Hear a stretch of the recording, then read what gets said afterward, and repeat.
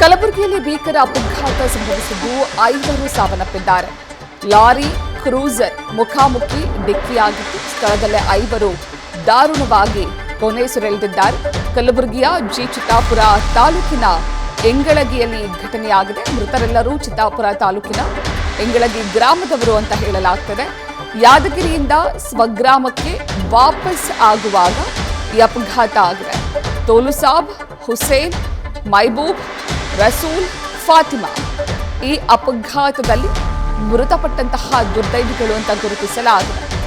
ಘಟನೆ ನಂತರ ಲಾರಿಯನ್ನ ಸ್ಥಳದಲ್ಲೇ ಬಿಟ್ಟು ಲಾರಿಯ ಚಾಲಕ ಪರಾರಿಯಾಗಿದ್ದು ವಾಡಿ ಪೊಲೀಸ್ ಠಾಣೆಯಲ್ಲಿ ಈ ಪ್ರಕರಣ ದಾಖಲಾಗಿದೆ.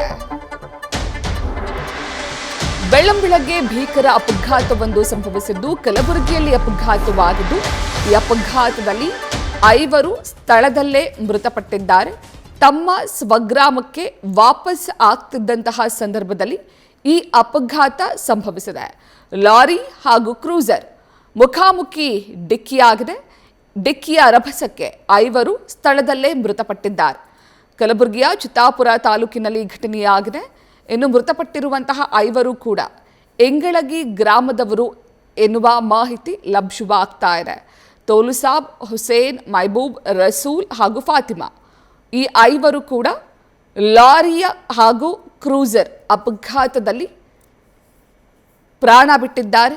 ಸದ್ಯ ಅಪಘಾತವಾದಂತಹ ನಂತರ ಆ ಲಾರಿಯ ಚಾಲಕ ಅಲ್ಲಿಂದ ಎಸ್ಕೇಪ್ ಆಗಿದ್ದಾನೆ. ನೀವು ದೃಶ್ಯದಲ್ಲಿ ಗಮನಿಸ್ತಾ ಇದ್ದೀರಾ.